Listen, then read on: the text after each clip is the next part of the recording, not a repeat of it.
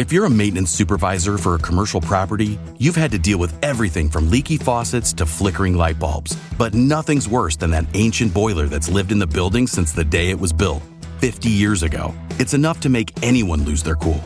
That's where Grainger comes in. With industrial-grade products and dependable fast delivery, Grainger can help with any challenge, from worn-out components to everyday necessities. Call, click Grainger.com, or just stop by. Grainger, for the ones who get it done.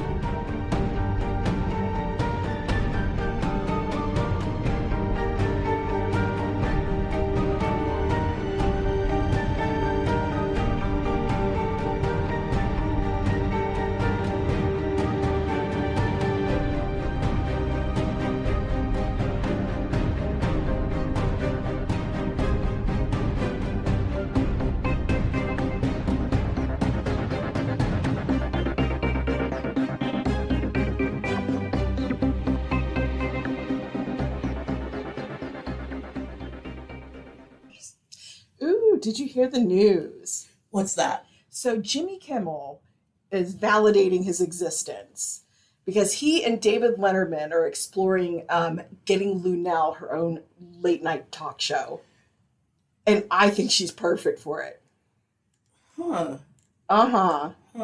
Right? Jimmy Kimmel knows comedians. He seems to like her a lot. And I'm not surprised, and I'm excited about the idea. And Lunel announced it herself. Oh, no, you said Kimmel, not Fallon. I was no. He's the most highest functioning drunk, though. No, Jimmy Kimmel from Las Vegas. Yeah. Okay, I'll put it like this. I don't trust either of the Jimmys as far as I can throw them. Mm-hmm. However, if I am forced to deal with one of them, mm-hmm. I would take Kimmel over Fallon any day of the week. Yeah. And the only reason I give Jimmy Kimmel side eye is because he worked with Adam Carolla for way too long. He did, but I feel like he grew up. He was also much younger than him. Yeah. He did eventually grow up. Adam Carolla has like a new cartoon out. Oh God, right? I think it's like it's derivative. It's called Mr. It's called Bircham or something? Mr. Bircham. Yeah. And if you've lived in LA since the 90s, you will remember that Adam Carolla used to do this exact character when he was on Kevin and Bean in the morning. Mm-hmm. And he'd been trying to get it developed into a show since at least 96. Oh my God. Probably even before that. Mm. But I'm just saying at least 96 because that's when I moved to LA and that's when I remember hearing him do that character on the radio. Yeah. And I remember him saying stuff about wanting to turn it into a TV show and wanting to do other things with it. Yeah. They even tried doing sketches with it on The Man Show. Oh, yeah? Yeah. Didn't work. I don't remember much. There's so much not remember. There's so much that's unmemorable about The Man Show. Oh, yeah. I just remember, like, they would cackle about women jumping on, like, trampolines. Like, that's the only thing I remember. I only remember there was no good sketches. I only remember parts of The Man Show because at the time when it first came out, it was, like, the most LA thing in comedy. Yeah. Because remember, both Jimmy Kimmel and Adam Carolla got their start on K-Rock. That's true. Yeah. So, like, to see them both leave morning radio and do a show together was kind of like low-key one of the most LA things ever. Truly. At that time. Yeah. Like, I still know people that are like, I don't agree with Adam Carolla and a lot of the stuff that he says, but I'll always be a fan because he's from North Hollywood. Oh, God. Okay. I'll let him have it. There are still those people. Yeah. That are like, oh my God, his politics is so disgusting. But he's from one NoHo. So yeah. I'll trust Kimmel more than Fallon, but Lunel, be careful. Kimmel seems to have better taste, and I think he recognizes his limitations, which is why he hosts a show. True story. And doesn't do man show shit anymore. I'll just say, Lunel, be careful. These Jimmys are not always to be trusted. True. Just saying. But David Letterman, he's got some heft too. And I'm impressed to see him be part of this. I was never really into Letterman.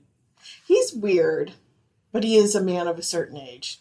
Yeah, when it came to like late night shows like that, I just never got into his. That's fair. Like if I had to pick, I was tail end Johnny Carson. Johnny was good. Conan was good. Conan. Actually, the only late night show I remember vividly watching as a younger person was, remember when WWE had that like late night talk show? Yeah. Like right after. Like the Wrestling Report. Yeah. And it was like Vince McMahon pretending to be Johnny Carson and bringing all the wrestlers on. Yes. That's the late night show I remember. That's a good one. That's a good one to remember.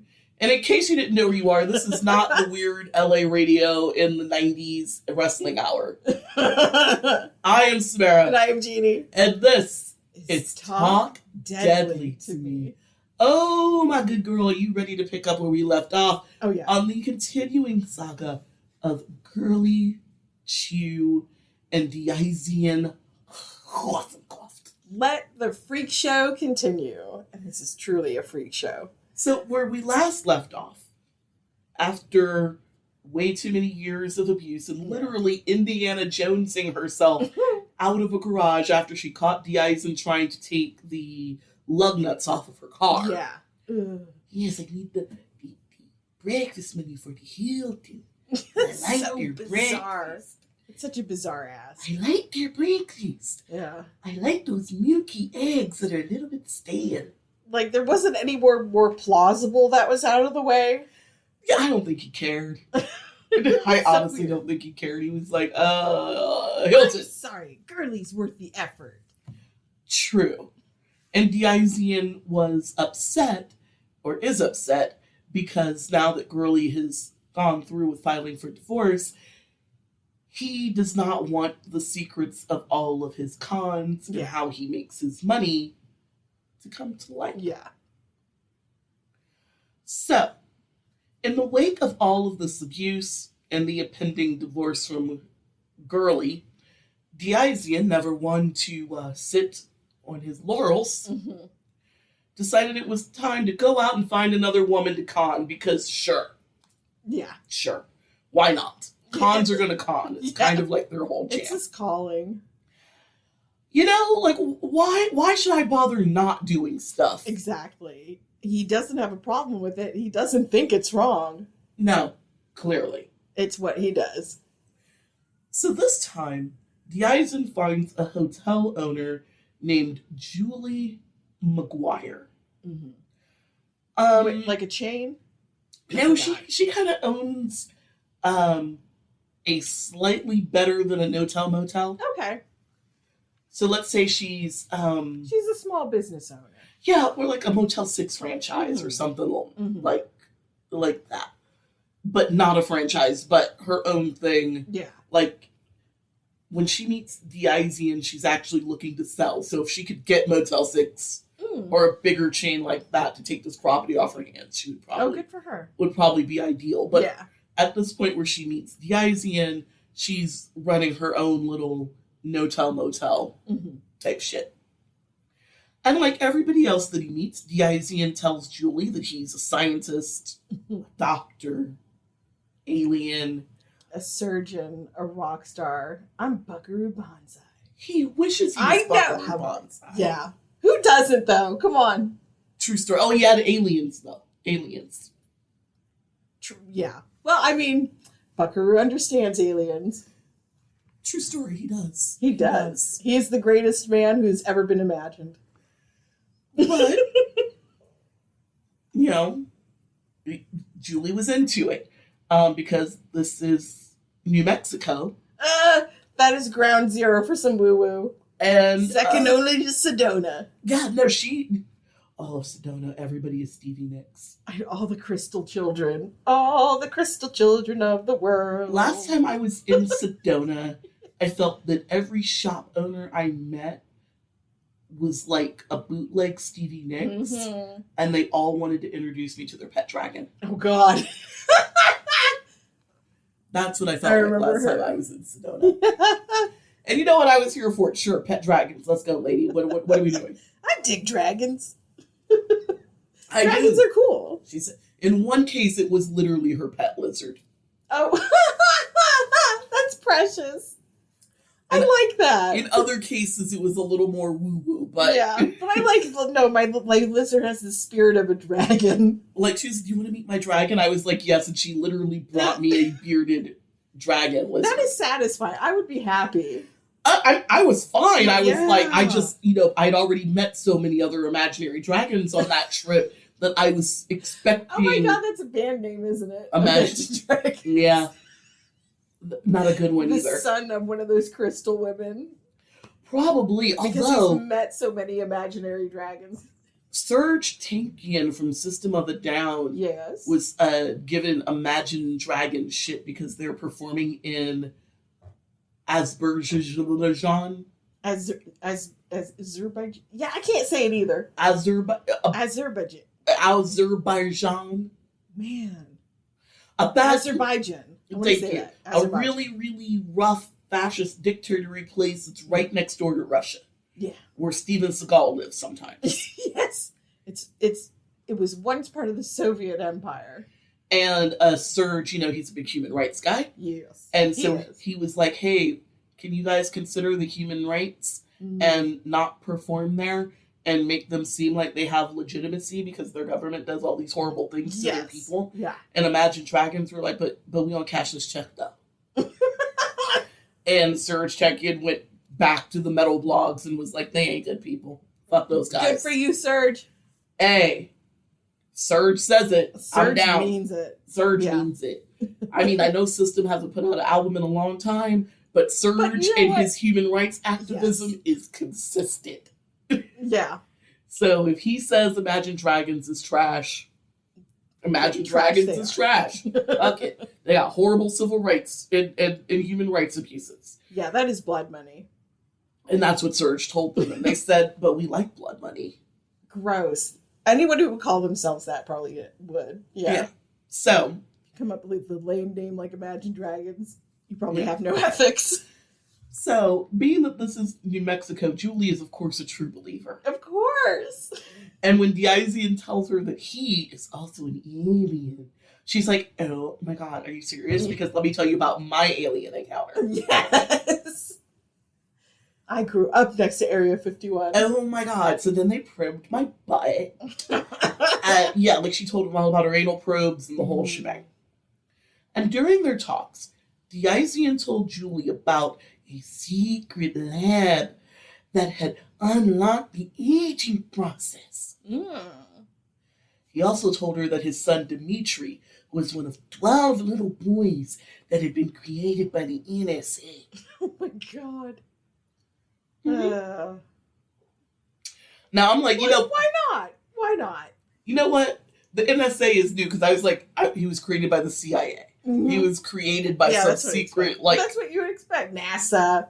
I don't know. Nope, the NSA. That was... I thought he was going to go with a different group of government alphabet people, but nope, NSA. No, you got to diversify from the other kooks. True, because everybody says they're from the CIA. Exactly. Fuck them. You want to be from the NSA. Yes. Now, by this time, Dimitri is about 3 years old, and he's still wearing Pampers. Oh, shit. Because nobody can be bothered to potty train him. Oh, God. I mean, Girly probably tried, but she knows she kind of had to run for her life. Yes. And so she couldn't really finish the job. And while Dimitri could talk, he could not speak in complete sentences. He could only repeat what you said to him. Oh, poor baby. So he's like a little minor bird. Yeah. So, like, you would, how's your day, Dimitri? He would just say, how's your day, Dimitri? Oh, bless. Are you hungry? Are you hungry? That's it. That's all you can get out of the kid. Yeah. The only time he would break that pattern is when he was upset. And he would cry and he would ask for Girly. Oh man. Because she actually took care of this child. Yeah. And when Julie asked Diazien, who is Girly? What is Girly? He keeps asking for Girly. And Diazien told Julie that Girly was the secret code name of the experiment that had created Dimitri and the others. They're all done as part of Project Girly. Oh, do you think he makes this bullshit up in the moment, or is this preloaded bullshit? This particular piece of bullshit, I think, is made up in the moment. Because Dimitri is asking for Girly. Yeah. Which, for Julie, it's probably a very unusual name. Yeah, it is. And it may not even sound like a name. Yeah. Just okay. Girly. Yeah. What is Girly? Who is Girly? What the fuck is this kid talking about? Is it a dog? Is it a cat? Is it a lady? Right. Yeah. So I think the whole NSA Project Girly thing is pulled directly from his asshole, right next to the colon, because he has to explain why Dimitri is asking for Girly. Yeah, that is a practice bullshitter. And so he's just like, oh yes, it's the secret project that created Dimitri and his 11 siblings. Oh, God. All boys. Girly. I think they're all twins or something. Who cares? Of course, twins are special. Now, while Julie did buy, she completely buys the story of anti-aging alien cures. Yeah. Hook, line, and sinker. Yeah. She was suspicious about some of Diazien's other claims, like working for the government or having top secret level 22 clearance. I bet she's heard that more than a couple times living in New Mexico. At some point, yeah. It's like anyone in Northern Virginia saying they work for the CIA. It's like, sure, buddy, sure. Yeah. So, but she believes the alien anti-aging thing, though. That is a go. Check. Yeah. Green check. That aligns with my beliefs. It passes. Green check mark. Yeah. But the whole NSA shit, like no, nah, that's bullshit. Nah, my guy, that doesn't that doesn't pass muster. Something don't smell right. No. It is so weird the hill that she decides to die on. I would have said bullshit over the alien anti-aging thing. True. So hard that he never would have gotten a chance to get to the NSA. Yeah. But yeah, whatever, you do you. Go off, queen.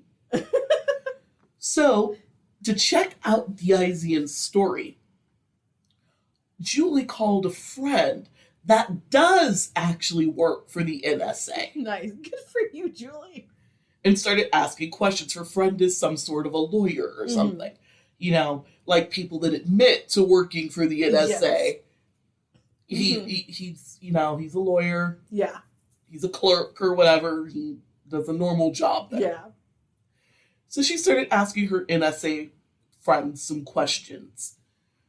And finally, you know, after talking to her buddy, her suspicions has been confirmed. This dude may have an alien anti-aging serum, but there is no way he works for the NSA. He doesn't work for any other government organization. Yeah.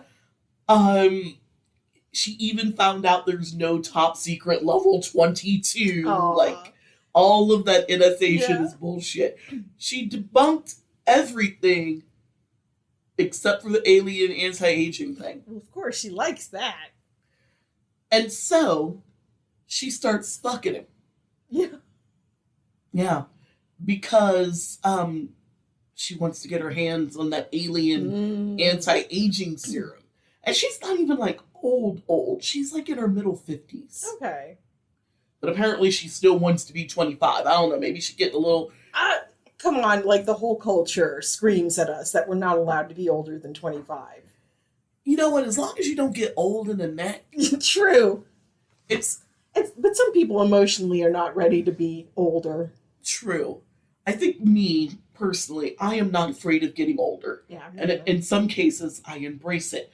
I look forward to, like, some combination of, like, Monique and Angela Bassett in that gray lock wig from Black Panther. Yeah. When I hit my elderly era. Like, that's what I'm looking forward to. I am so excited to go gray one day. I cannot stand it. Like, I got like 5 or 6 of them. It's still not quite enough. Yeah. But like I told a friend of mine, I'm like, I'll quit fucking with my hair color when I finally get the gray that I want. And I'm like, I've known too many beautiful silver foxes. True. Not foxes, they're vixens, because vixens are lady foxes. Yeah. I have known too many silver vixens. And they're stunning. And it's striking. Yeah, so It's like, go for it. I am looking forward to my gray hair era. Please, God, let it come in all nice and uniform. Right? So Or in a really cool pattern. yeah, so that I don't gotta fuck with it too much, and all I gotta do is just say gray it out. Yeah. I don't want no pepper in the salt. Gray it all out. That's what I'm looking forward to. But not everybody has a thing to look forward to. True. About getting older. And the only thing that, like, not bugs me, or scares me a little bit about getting older, I don't want to be old in the neck. Yeah. I just don't want to be. We don't really get that choice, though, unless you address it surgically. You know what? You're right. But, my mother is in her 70s. She ain't old in her neck. Fair. My great-grandmother lived until she was 80-something. She wasn't old in the neck. My grandmother died at like 83. She wasn't old in the neck. Okay. So I may not get old in the neck. Well, there's old in the neck and old in the neck. Yeah. There's an older neck and old in the neck. Like that broad with the granite titties from MILF Manor. She old in the neck, like in the bad way. Like, I don't want to get old in the neck like that. Yes. But then that other lady from MILF Manor, the Asian lady with the equally rock hard granite titties, is old in the neck in a way that I'm okay with. Yes. Yeah. It's weird. I think it's also because it matches the rest of her. Yeah, because she's not trying to pretend to be 30. Yes. And wear pigtails and shit. Yeah, she's a very sexy 60 and she knows it. Yes. Granite titties aside. Like, I would want to, because she's such a tiny thing. She's so skinny. Yeah. And those titties look like they weigh 50 pounds each and they are rock hard. Yeah. Like, she had one insecurity and she dealt with it. Yeah. So in later interviews, Julie would say that Diazien made love like a boy. Ew. Ew. Fumbling around like he didn't know what to do and what was going on. Ew. And then when he finally hit that climax, completely silent. Ew. He's a silent comer. Ugh. I don't know why I distrust that. Because it's unnatural. It's gross and weird. It's unnatural. I mean, it's like why are you that bottled up? What the fuck is wrong with you? It's an orgasm. You're supposed to be like, oh! Exactly. This is like Yelp, asshole. Tell me how I did. I mean, there is a reason that the French call having an orgasm the little death. Because they're good at it. Because it's like a really good orgasm is as close as you're going to get to seeing God before you actually meet your maker. And I want that for you. I want that for all of you. Right? When you come, I want the fucking heavens to open, angels, trombones, fucking whatever demons power poking you in the ass, whatever. Take me high enough. Yeah, I want all of that for you. I want all of it. Like, right before you pop off, I want like the final countdown to play.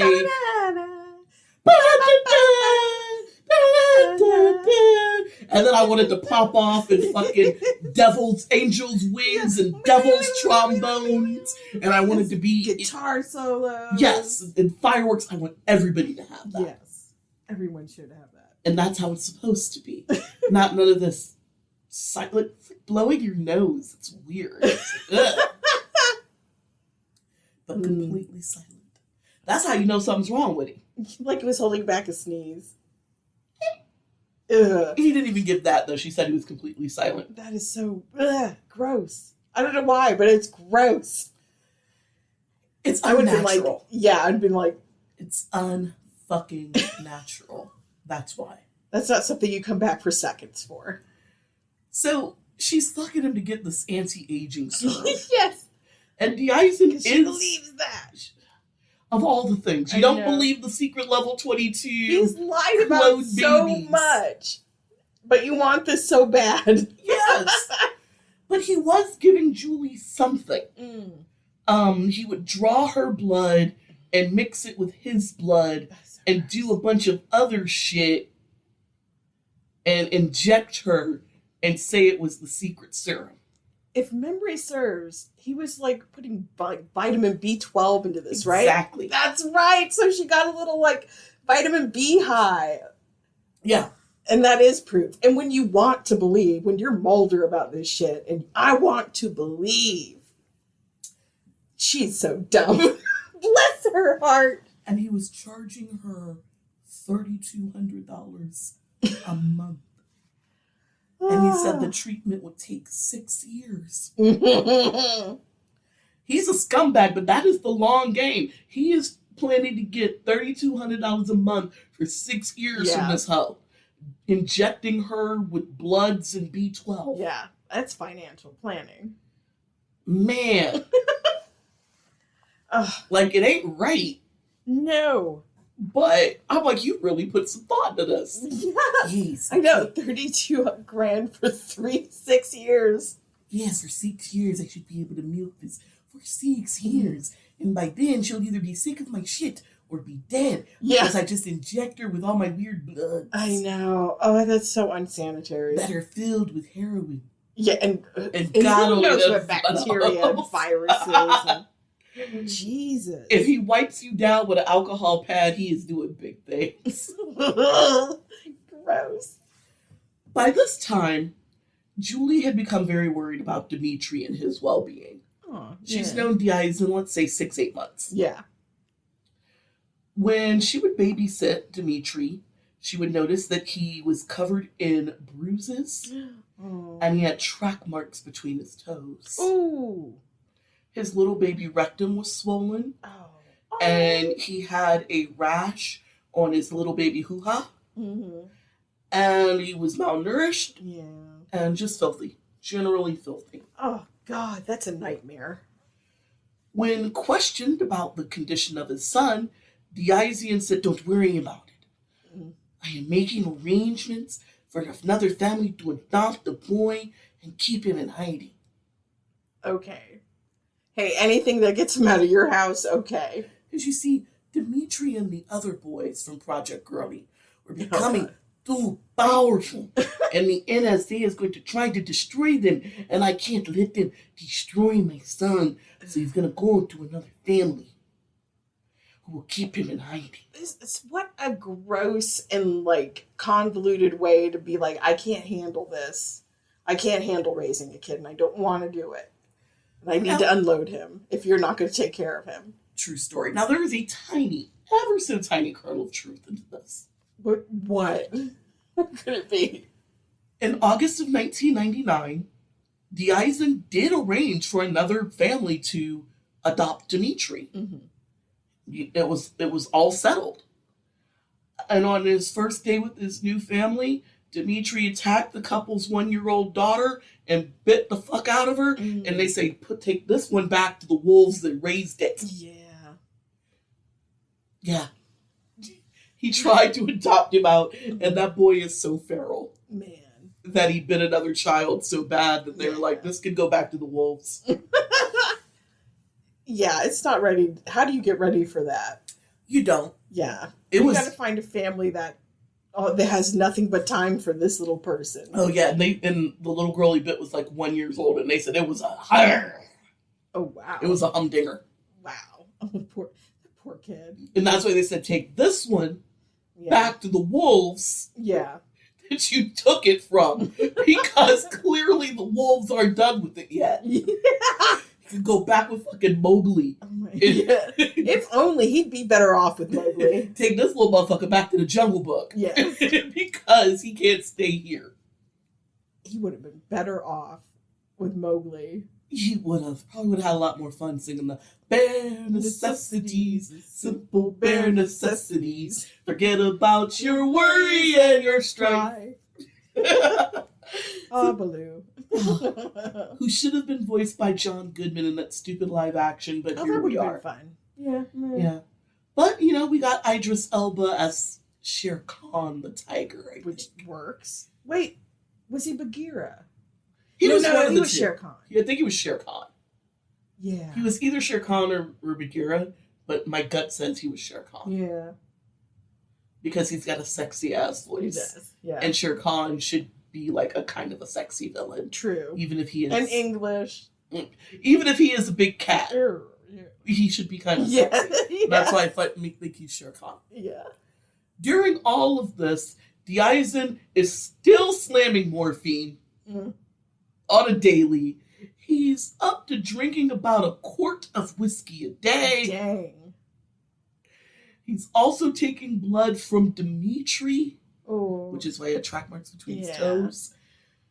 His house, such as it is covered in blood, dirty needles, gauze. I just don't understand how he dates any woman. And Linda is just like, come over here and hit it, silent comer. I needs that B12 blood shot. Hold me closer, silent comer.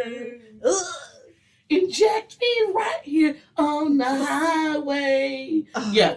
That is firmly where we're at. I don't know.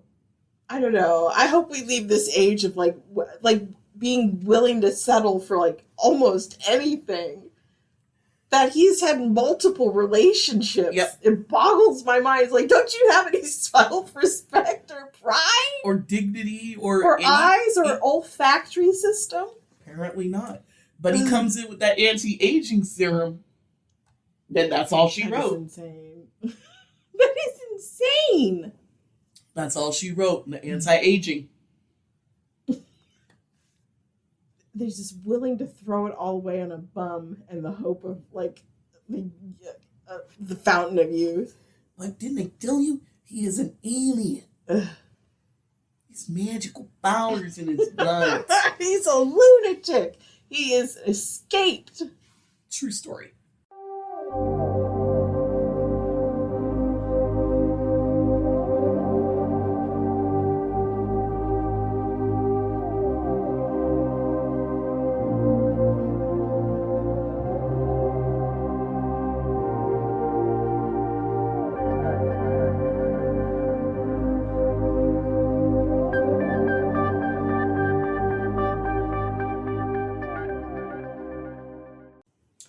So while Diazien is over there with Julie shooting bitches up with blood and B12, sending his child out to maul other children and just being a general morphine-consumed junkie, he also is dating a woman named Linda Henning.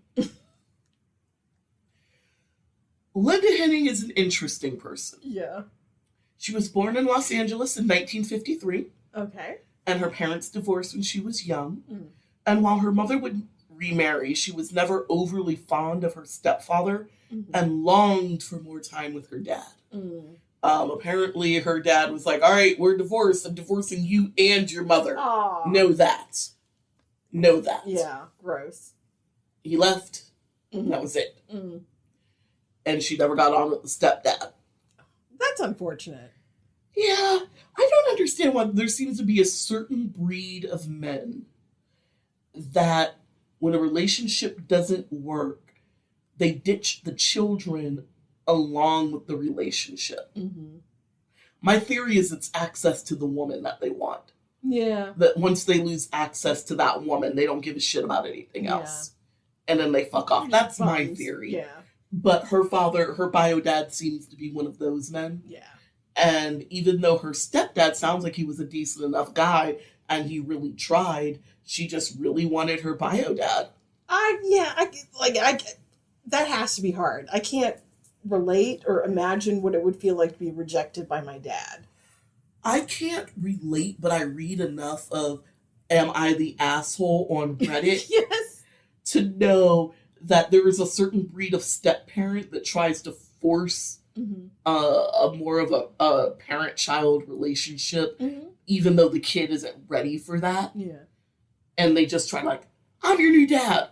Be a family with me. Aw. Be a family with me. Like, noble intentions. And the kid's like, but I don't, you could be my grown-up friend, maybe. And they're like, no, I want to be your dad. And it kind of seems like that's where her mom and stepdad seem to fall, where they tried to force it so much that now there's shouldn't want it. Yeah. Or if there was ever a time where they could have made her want it or could have eased her into wanting more of a father-daughter relationship with him, them trying to force it on her kind of kills all that. Obviously, she's just not receptive for whatever reason. Yeah, she wasn't receptive to that at all. And that's unfortunate. So Linda grew up to be a very tall, she's like 5'10" in her stocking feet, Good for her. and very attractive brunette. Everybody says that she was a naive and gullible woman. Aw. In one interview, her mother said that, quote, Linda would believe the moon was made of green cheese if a boy told her so. Mm. End quote. Yeah. She's one of those. Oh, bless her heart. Doctors that would interview Linda later in life would say that Linda is just the type of person. She doesn't have any personality disorders or defects. Mm-hmm. Not anything in the diagnosable way. Yeah. But she is just the type of person that doesn't have any faith or use for conventional wisdom or mainstream information. And she will purposely believe outlandish shit just because it's contrary to the norm. Dang. Like, she is a bone deep contrarian. Ugh. Like, from the womb, from birth, she is Captain Actually. Mm-hmm. And not like, oh, she's mentally something. Yeah. Nope. She's just how she is. That is so aggravating. I have no patience or time for that. Can be extremely tedious. Ugh. Like, I respect skepticism. There's nothing wrong with skepticism. Yeah. Skepticism is what you should have. Exactly. But when you're just for the sake of Yeah. shut the fuck up. Yeah. Yeah. Keep it to yourself. And she's one of those. Yeah. I'm the smartest person in the room. And for most of her life, Captain Contrary aside, Yeah. for most of her life, Linda pretty much had her shit together. She graduated high school, went to college. After college, she embarked on a modeling career. Makes sense. And that career morphed into a career as a lingerie designer. Oh, cool. She literally knew, I can't model forever. I got to do something else. But I've got connections and things in the fashion industry. I'm going to be a lingerie designer. Good for you. Someone has to do it. Yeah. Her former fiance / BFF said that Linda was one of the most loving people that he had ever known. And I believe him when he said there was a time that she was one of the most wonderful, loving people ever. He's actually very interesting. So her ex-fiance / BFF, he was a buyer. And not just any buyer, because all kinds of retail stores have buyers. Yeah. He was a super buyer / consultant.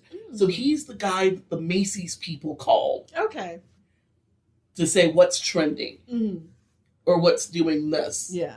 And he helps put together buys. And so he is literally a tastemaker. Okay. He's a big deal. Yes. Big fucking deal. And he met Linda when her and her business partner pitched him their lingerie line. He had no interest in her lingerie line. He was very interested in Linda. At first, she didn't want to go out with him. It was very like no business and no pleasure. And he was like, look, we ain't going to do any business, so let's get to the pleasure. Right. He's like, I'm not going to invest. Let me reassure you. Yeah, let me reassure you that I have no interest in your lingerie line or investing in your company. But I would like to invest in you and some dick. Yeah. And so Wear after your shame, baby. he wore her down a little bit, but once he had convinced that it was not going to be a conflict of interest or anything like that, she agreed to go out with him. Yay. They had a wonderful time. And I think it was on their second or third date. He took her to the airport. And he said that, I want you to meet a friend of mine. He's a pilot. Okay. He flies private planes. It's going to be great. I want you to meet my friend. He takes her to the airport. They get on a private jet. And he's like, just have a seat. My friend will be here any minute. Yes. They sit. They're chatting. Then the plane starts moving. Oh, God. And she's like, what the ever-loving fuck? She's scared. Right? I'm terrified. Because she's about to get kidnapped, trafficked. Yeah. She don't know what the fuck. But she is terrified. Do you know how quickly I would be texting you if I was lured onto a plane by a guy and it started moving? I'd be like, Come get me! Come get me! Come Batman, get me right now! Batman! Come get me! So I'm being kidnapped. Help me. And I'd be right there. I'd be like, babe, we gotta go to the airport. I think Jeannie's getting kidnapped. We're taking 2 cars because I don't know if we gotta hide bodies or what. But we gotta go see Jeannie. We're flying over land. We're landlocked. Man. I'd waste their Twitter. Everyone would know. Facebook. I would Facebook Live it. This is Jeannie reporting to you Live from a random private jet. I'm being kidnapped. I need everybody to know right now. Oh, here's my jet. Here's the man that's kidnapping me. Here we are. Gonna go hide in this really tiny bathroom for the duration of the flight. Oh, God. That'd be terrifying. And she was. Rightfully so. But before she could get up and run to the bathroom and lock herself in, because where else are you going to go? Because now the flight is taken off. He was like, da-da-da, calm down. Remember when you told me how much you like Gloria Estefan? Yes. Well, we're going to Miami to see Gloria Estefan and the Miami Sound Machine. You mean I'm not going to die? Nope, we're going to go see Gloria Estefan. Surprise! This is my jet. Man. And this is the grandest gesture. That is, like, what's this, like 1980 something, 1990 something? Yeah, like middle, late 80s. Okay. Like, then I could see, like, some guy thinking that's really cool and fun to do. I mean, there is a way to surprise someone with a jet ride. And it is, you take them out to dinner and then present them with the tickets and be like, guess what we're doing after dinner, babe? Nope. You just put them on a plane and just let it go. Don't do that, fellas. Although I'm really sure the kind of fella who could afford a private plane's listening now. But in case you are, don't do it like that. No. There are better ways to do it. Do not kidnap people and be surprised. So, finding out they were going to Miami calmed her down, but no. Because even though now she was feeling confident about not being kidnapped and trafficked, now she's freaking out because she is nothing. Like, you're taking me to Miami. I don't have any extra clothes. Right. I don't have any makeup. I don't have a bathing suit. Yeah. I can't go see Gloria Estefan looking like this. And he was like, not to worry, babe. I got you. They land in Miami. He takes her on a little shopping spree. Makeup, clothes, the whole 9. Yeah. They check out his fancy condo on Biscayne Bay. And then he takes her to go see Gloria Estefan. And they get to go backstage. And they meet Gloria and her husband. I mean, that's the amount of stuff that would have to follow to make up for the kidnapping.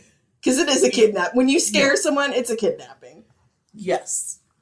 And that was like on their 3rd or 4th date. That was really early in their relationship. Man, he's trying. Really but, trying. I mean, after that, that's it. She's hooked. All right. This is the guy. Okay. And they were together for, I think, 3 or 4 years. And in that time, one of his friends, we don't have a whole lot of time for him, but he's a very interesting cat, is that, like, he may be the super buyer, but he also has friends that are bookies that Nice. he came up with. Yeah. I think he was originally from New York or something. But anyway, but he's got friends in low places. Yeah. You know, of all over the social spectrum. He's loyal to his friends. And one of his friends that just happened to be a bookie was a single dad. Don't know why the mother wasn't in the picture, but he's a single dad.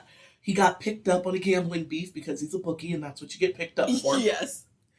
And Linda and her fiance BFF took in his friend's daughter Aw. for like the 8 months No. that he was in jail, so that little girl didn't fall into disrepair Yeah. or the horrors of the foster system. He's a good friend. He's a Truly. good dude. Yeah. And at a certain point, she was a good woman. Yeah. And they were good together. Sadly, their relationship ended when he was diagnosed with a brain tumor and Ooh. MS. Ooh. Oh, that's a twofer. Yeah. Ooh. He didn't leave Linda. Linda didn't leave him. Aw. She was like, "Oh, we got this." Yeah. She was like, "What? I'm put a crystal in your ass." Yes.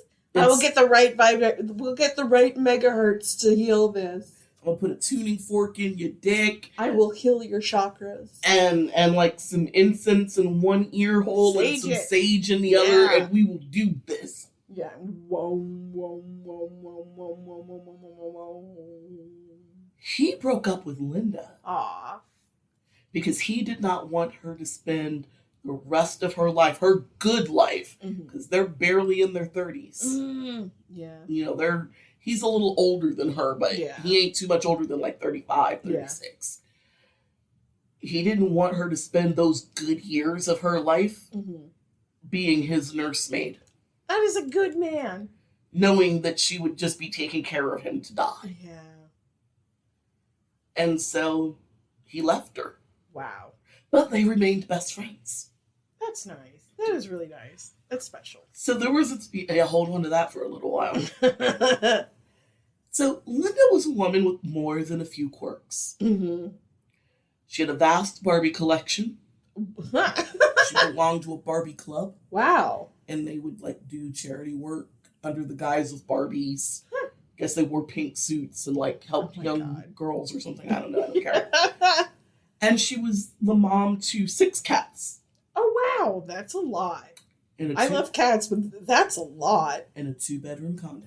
Wow. Woo. Linda is also a steadfast believer in alien conspiracies, government conspiracy, conspiracy. It is hard to find a conspiracy that she won't like. God. That is unfortunate. And Linda would meet Diazien Hossencofft at a David Icke seminar. No. In July 1999. Oh my God. That is like a cauldron of like dysfunction, deviance, and just like insanity. And just like we said in the Bill Cooper episode, I'm going to call him David Icke for the rest of my goddamn life. Because that's how they said it in a book once. And if it was in a book, it's real. Also, he deserves it. David Icke. Yeah, he's a piece of shit. So, you know a little bit more about David Icke than I do. Yeah. I listened to the episodes that the boys from last podcast on the left did about David Icke. So now I know just enough to be dangerous. Which is way too much. Way too much. I was definitely a happier person before I knew that David Icke got into woo-woo conspiracy when he said that a psychic or something told him to buy 13 pounds worth of books. Yeah. And he was sitting at a cafe with his son. Not LBS. We mean like the money pounds. Yes. Because David Icke is English. Yes. He's British. Poor thing. He really is in the face. Yeah. He's about as stereotypically British as you can imagine. I think it's part of the gimmick. Yeah. Turquoise tracksuits and all. He is like a twisted individual. So, I don't know where the lie begins and ends with this one. This is what I know about David Icke. He started getting into the woo-woo because arthritis was fucking up his life. Yeah, it ended his football career. Yeah. And he loved being a football player. It was starting to interfere with some of his presenting stuff, too, because I think he has rheumatoid arthritis. Yeah. Which is painful. It is. All the time. Yeah. Not just when you're moving. Yeah. And he said he was at a cafe with his kid, and something told him to go to this bookshop, and he bought 13 pounds, the English money worth, of books. And one of the books that he bought was some psychic lady. He read it. He was super into it.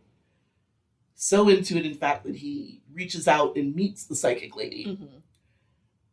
And through a bunch of events that I really don't care about, him, his wife, and the psychic lady ended up in a throuple. Oh, Starfucker. That's what I know about David Icke. Yeah. He's a weirdo that's into Mhm. aliens. Yeah. He's an anti-Semite. Extraordinarily. But he says he's not. It's just banking. It's not the Jews. Yeah. Banking Yeah. has been a stand-in for the Jews for so long. It's like, sir, Yeah. sir. Or in this case, aliens. Yes. Space reptiles. The adrenochrome. Yeah. I mean, it's basically, it's basically the protocols of the Elders of Zion. Only Yes. he's made it space age. They're from Saturn. You've got the Nephilim.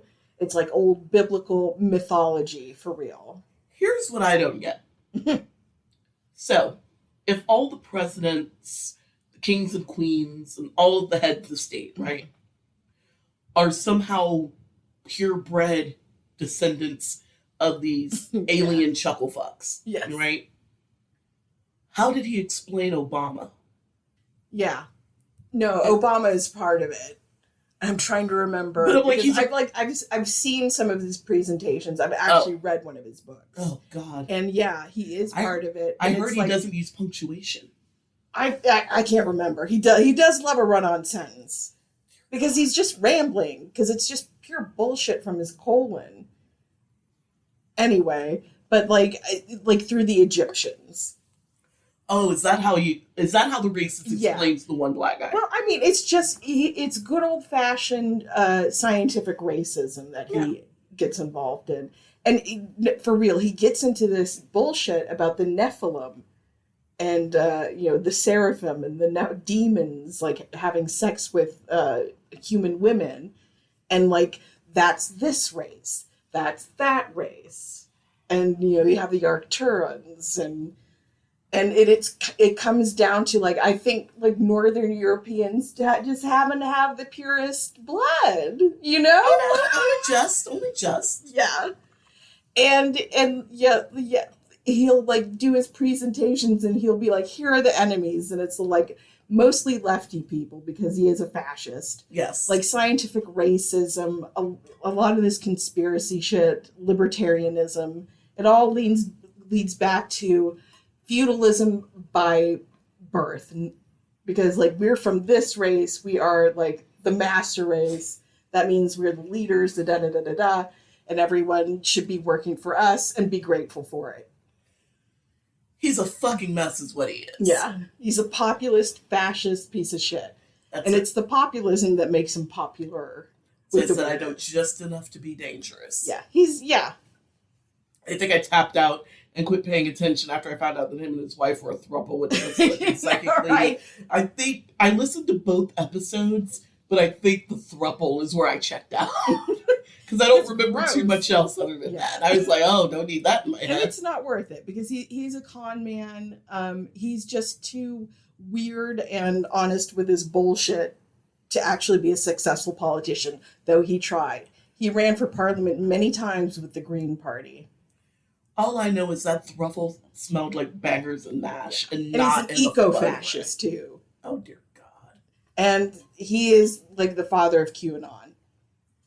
And everybody in QAnon is embarrassed of him enough not to really reference him, and it can get you banned for life from like YouTube and shit. Oh, that's hilarious. As it should. He's a deeply dangerous kook. And that's where Diazien meets Linda Henning at a David Icke seminar. I think Diazien likes him for all the wrong reasons. And I'm disappointed in Linda. I think Diazien just likes anything that he can tack onto his weird story for his con. That too. But I also think Diazien is a deeply disturbed racist. Oh, for sure. And I think that's why he likes David Icke. I mean, we don't... The books and the documentaries and stuff that I went through to put this episode together don't mention anything about his views on race or race relations other than the fact that he draws swastikas with lightning bolts in the margins of his notebooks when he was in school. That and the name he deliberately chose. Right, so take those as you will. Yeah. Take that as you will. Yeah. But outside of those two things, I can't really say. I will. So, Diazien had been attending these UFO seminars and shit for months. Yeah. passing out his typo-written resume. Yeah, it's a good place to fish for victims. You got this, like, 8-page, half-redacted fucking resume filled with spelling mistakes. Yeah. It's a mess. And, of course, he's trying to meet new marks. Yeah. That's the whole point. Exactly. This is fertile ground for his kookiness. Now, most of the people in the UFO group found Diazien to be a well-dressed annoyance. Mm.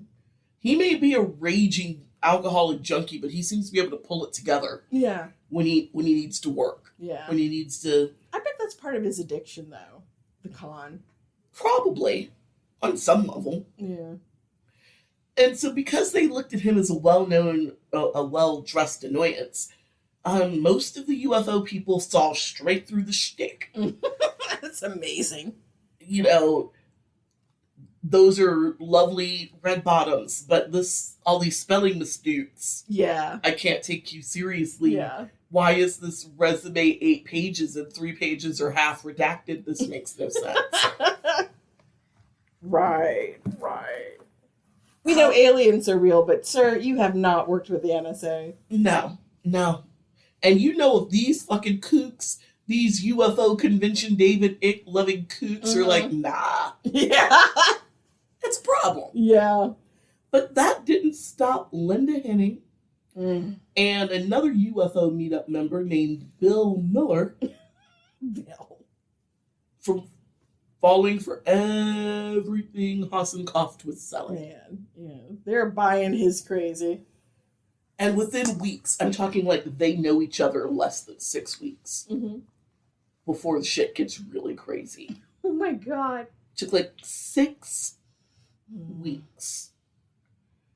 Within 6 weeks of meeting Diazien, Linda had dumped her boyfriend, her fiance. Obviously, her and the sick guy had been broken up for some time, but she had moved on, met somebody else. She divorces that guy. Wow. Or not divorces, she leaves him. Yeah. They were engaged. And took a head dive into alien conspiracy with Diazien. Oh. Linda was so convinced that Hossencofft is the real deal that she reached out to her terminally ill BFF, the buyer guy that kidnapped her. Yes. But in the sexy way, I guess. I mean, I'll give it to him because it was the 80s. Yeah. She reached out to him and said she'd finally met the man that could cure all that ails. Oh, God. Everything. Yeah. And so she sent him Diazien's resume. Oh, man. With all the spelling mistakes. Yes. And the redactions. And she faxed it over. Yes. Now remember, he may be sick, but he left his career on a high. Which means he still has connections. Yeah. Friends. He can make calls. Yeah. He can find out things. Yes. And he took one look at this resume and all of its spelling mistakes. Yeah. And the redactions and everything else. He made a few phone calls just for shits and giggles. But then he was like, it's bullshit. Yeah. It's all bullshit. Like, literally, he made these calls to other people that he knew somebody that knew somebody that knew somebody that worked in government and said, could you check into this? That was more to, like, appease Linda. Yeah. So that he could honestly say that he had made phone calls and had looked into the guy. Yeah. And he called her back and was like, no. This is insanity. That guy's full of shit. Yeah, he's lying to you. Linda lost it. What do you mean? You looked into him and you made some phone calls. You've exposed him to the government. And now all of his enemies, aliens, government, reptilian, and otherwise are going to know. The Jews will know. They're going to know about him. You've exposed him. What have you done? Oh my God. That is like way into the sauce. They were friends and lovers for over a decade. And they never spoke again after this conversation. Oh. Never. That's unfortunate. But good for him for doing his due diligence. It was, he didn't have to. He could have called bullshit without it. I know, but obviously he really cares. And yes. like, if she's this smitten, and he knows her, he probably knows he has to come with something convincing. Yeah. Because she's been wacky for a minute. Oh, yeah, she's always been nuts. Yeah. I'm sure she's been coming to him for years with like Reiki and crystals and miracle cures. Yeah, we're going to put this tuning fork in your dick. Yes. And this crystal in your ass. And I'm going to flick this and it's going to cure your shit. Yeah. I think he's known that she could be a little woo-woo. But I think there was a time she was the woo-woo that he could tolerate. Yeah. I mean, people's personal beliefs, whatever. Yeah. But this is like, I am head over heels in love with this guy. He's the one. And here's his resume, and it's like, he's an obvious insane con. Right. Here's the background check to prove it. You've exposed him to his enemies, Jeannie. Yeah. Now the government knows about him, and the aliens. Yeah. And the reptiles. Yeah. And there just comes a time when harmless beliefs put you into harm's way. And this is what has happened. True story, Bruce, don't throw your grass around. Threw his grass plant so hard he kicked the ball across. He did. So Linda didn't just buy into Diazien's line about being a 10,000-year-old alien that had been sent from the gigaplanet to save Earth before the government took all of the water. Oh, God, I am the chosen one. That's not the only thing she believed. Oh, God, what else? Oh, she believed all of it. What else did she tell her? Oh, he's got the anti-aging. Of course that. He's the only one that can save the planet, yada, yada, yada. My queen. The pair were quickly engaged, even though Linda could not pronounce Diazien. Nor could she say Hossencofft. I wish I didn't know how to say Diazien. Right? Or Hossencofft. Maybe we all forget his name immediately. But since she couldn't actually say or pronounce his name, Linda just called him D. And according to Hossencofft, the only people who would survive the impending water wars would be people living inside of one of a handful of vortexes. The closest one to them being in South Carolina, of all places. God. I'd rather die. I can't call it, girl. I can't call it. I'm sure there are very nice parts of South Carolina, but I would rather die. My uncle lived in North Carolina for a while. He said the golfing was great. That makes sense. That's all I got about the Carolinas. No, Good barbecue. No, Virginia Beach is different. I'm like, I have fond memories of Virginia Beach as a kid, but that's not the Carolinas. No, it's borderline. We had to go literally on the border. Yeah, I think we might have to drive through one to get to the other, but no, it's literally on the border of North Carolina. Yeah, so that's all I got. Virginia Beach. That's what I got. When Linda talked to her fellow UFO folks about Diazien, she spoke with a manic gusto that some thought indicated some sort of mental illness, but she's never diagnosed with anything other than being a weirdo that likes to be contrarian. Yeah. And honestly, like, sometimes you're just enthusiastic about whatever is, like, you don't have to be mentally ill to get obsessed with something. No, or passionate. Yeah. Sometimes it just happens if you let yourself get into those loops. Yeah. And so now the once successful model and designer had quit showering. Ooh. She quit taking care of herself. Her hair is so stinky. Ooh. She has really long, like almost down to her butt. Oh, wow. Brown, wavy hair. That some people were like one of the most beautiful heads of hair they've ever seen in their entire life. The kind of hair that, like, if you're in the mood, you want to cut that off and sell it. Let me know. Get somebody a good wig out of it. Yeah. And now it's just gone greasy and ick. And she's very matted. Stinky and... That is unfortunate. Yeah. That does speak to mental illness. But the doctors say she ain't got shit. Being Commander Contrary isn't a mental illness. Yeah. It's just... But not taking care of yourself. She's never diagnosed with anything other than the Commander Contrary shit. Yeah. Which isn't even a real diagnosis. It's just like... And it was a long time ago. Yeah, it was like a quirk of personality. Yeah. But contrary to what Julie McGuire would say about Diazien making love like a boy and being a silent comer and all that weird shit, Linda said when it came to Thraka, she was on the cloud 9. She said he could get it, all of it. Oh.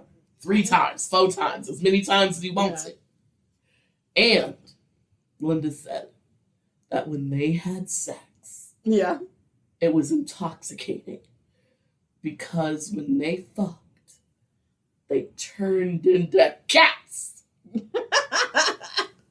And they would turn into these cat-like creatures that would grow fangs and claws and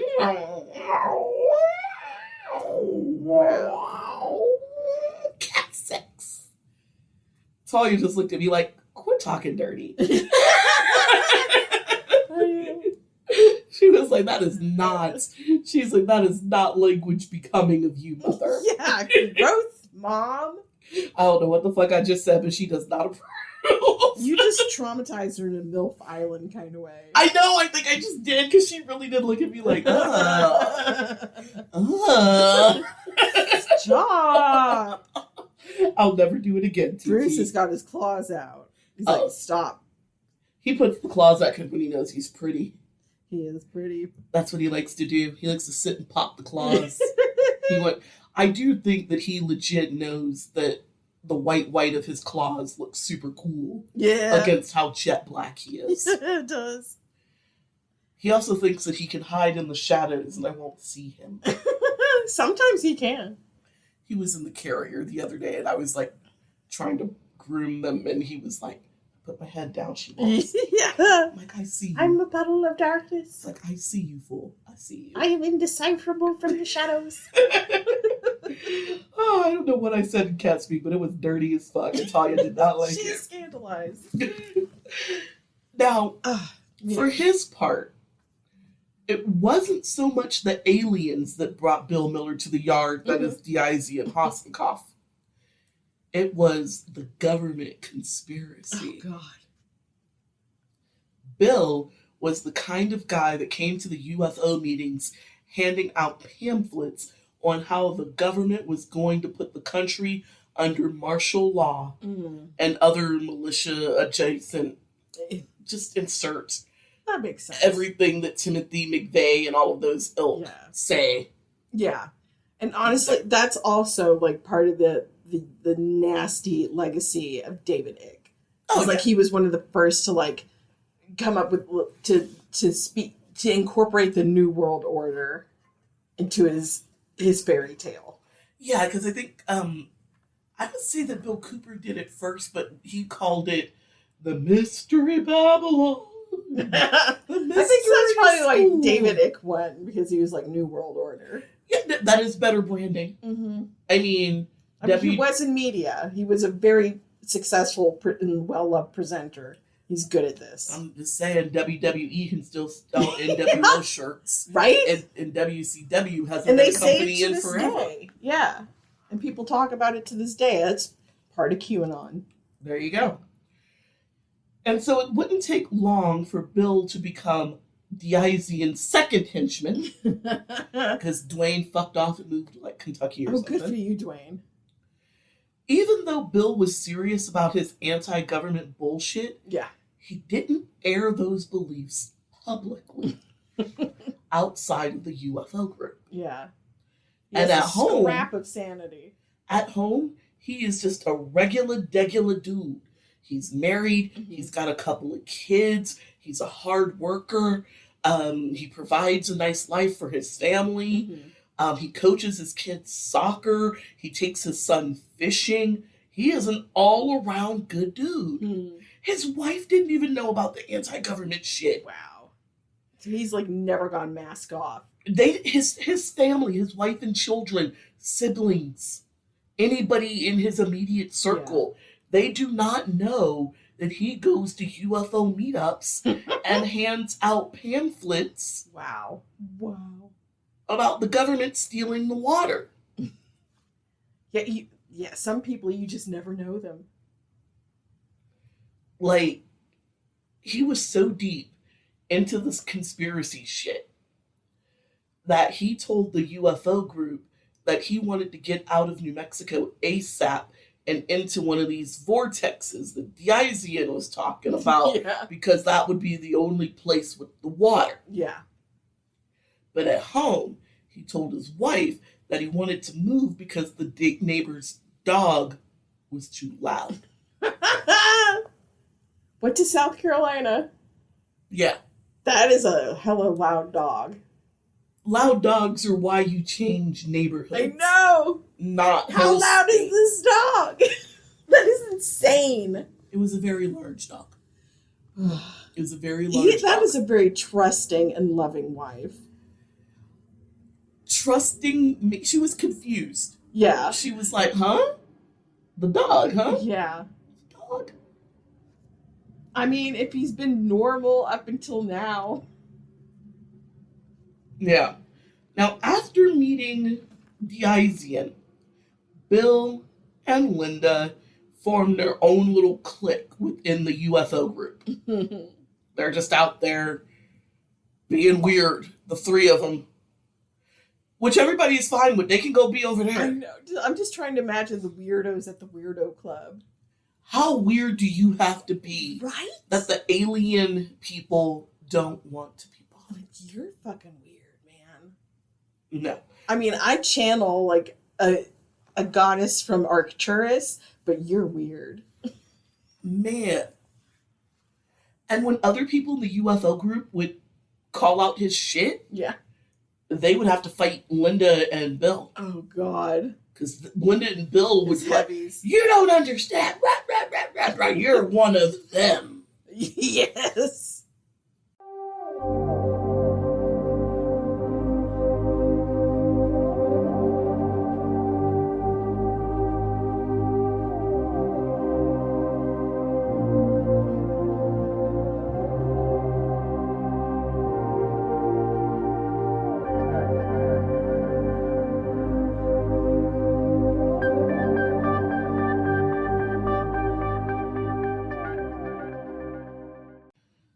So, around this time, while Linda and Bill are cussing out other UFO people and defending their fearless leader, Diazien's original henchman, Dwayne Baker, showed up for a visit. Oh. And he had moved to, like, Kentucky or some shit. Huh. That's how he quit henching. And he was just blowing through New Mexico for a visit. Mm-hmm. And by this point, Diazien is obsessed with finding and killing Girly. That's all he talks about. That's all he wants to do. Yeah. Because he wants to try to stop the divorce. Yeah. And he wants to stop that divorce at all costs. He must protect the con. Yes. He must hide the fraud. Yeah. Yeah. Because the divorce court's going to make him open the books. Yeah. You know, I think that's like the weirdest, most surreal detail to me in this tale. Because he is such a fantasist and delusional and brain damaged. And so are, to some degree, the people around him. And it's weird that he has such a very sane, rational, cold, and calculated reason. Oh, yeah, that a divorce will make me open up the books. And if I open up the books, they'll see that I'm a fraud and I'll end up in more trouble than being divorced. Yeah. Like, there's no alien conspiracy. No. Like, he knows, like, the person I treated like shit can expose me. Yeah, and that just goes to show that he's not as crazy. He's manipulative, for sure. As he pretends to be. I mean, good question. Question mark. Like, seriously, this is the only sane thing about him. Yeah. Of all the negligent, awful, just shitty, hideous things he does that seem to me just insane. Like, with unreasonable, out of his mind. This, like, but he's also a bullshitter and such a liar. Maybe he doesn't believe any of it. Maybe. You know? We'll never know. We'll never know. I know, and I don't want to. Because I can tell you, hashtag mini spoilers, he is in jail and he will still spout out this weirdness if you ask him anything. Yeah. It's straight to the crazy. So while Dwayne's in town, Diazien asked if he could find Girly, follow her home from work. Mm-hmm. Diazien had been able to track Girly down a few times, but he didn't know where she lived. Mm. And she had transferred bank branches by this time. Yeah. So he'd found her a few times. He'd busted out her car windows, slashed her tires a couple of times, shit like that. But now she's transferred branches. She's moved. Mm-hmm. Her job knows where she lives, but her job also knows that she's fleeing a very violent relationship with a stalker. Yeah. So they know where she lives because you have to put something on your HR paperwork. Yes. But they also know better than to tell. Yes. So all of her close friends and coworkers know the score, and there's only so much he could get away with. Yeah. Because the people that she's close to are not going to let him follow her. No. Are not going to let him get away with too much, and why he has to use Dwayne. Yeah. And Dwayne was able to track Girly down and follow her home. Mm. And when he came back with the information of where Girly was at, what she was up to, Diazien asked if Dwayne could do him a favor and blow up her car. Oh my God. That's what he said. Very good. I actually think he said that in his head, and he was like, yeah, sure, I'll do it. I got you. I got you. Smart. Yeah. Boys and girls, if you're like alone in a room with someone who says, hey, can you do me a favor? Can you like commit this felony for me? Just say, yeah. And then get out of that room by any means necessary. Because right after that conversation, Dwayne left New Mexico and fucked right back off to Kansas or Kentucky or wherever the fuck he had moved to. You are a good example, sir, for the children. He was like, yeah, I got you. I can do that. Like, I can understand him, like, this is my bro. I henched for him. Of course I'll tell him where his ex is. No.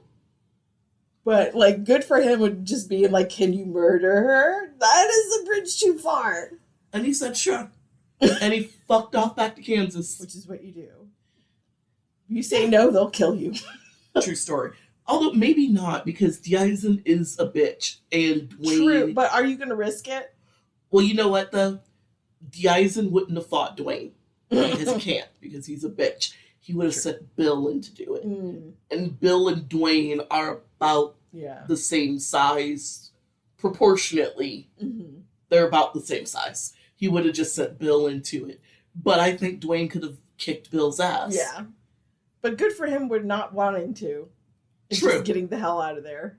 And that is where we'll leave you for part 2 of Girly Chew Hossencofft. Ugh, that name.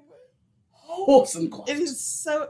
I am so mortally offended by it. You're very charming. This is offensive by this made-up name. It is a name. It's like saying, I'm Conan McIrish. McIrish? You could have come up with something better than that. I'm German McGerman Pants. Yeah. I'm German McScheiße. Yeah. I'm German McSausage. I'm German McKraut. Yeah. I'm Wolfenkraut. Actually, I would respect that so much more. Wolfenkraut. But of course, I'm going to come up with a funny, fun, plausible, weird, dumb, impossible German name. But those are really... Somebody had told me, my old boss, who actually does speak German, because she is from Dusseldorf, so it makes sense. And she said it's like the closest she could say to like Hossencofft actually meaning anything, because it's a nonsense word. She's like, it's close to the word for chicken, but not quite. She was like, it's kind of like chicken, but not. Yeah.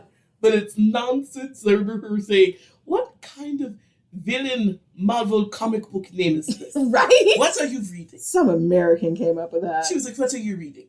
What nonsense are you reading now? And I'm like, ha ha, he's a person that did this to himself. Yeah. And on that note, I have been Samara. And I've been Jeannie. And we will see you next week on another episode of Talk Deadly to Me.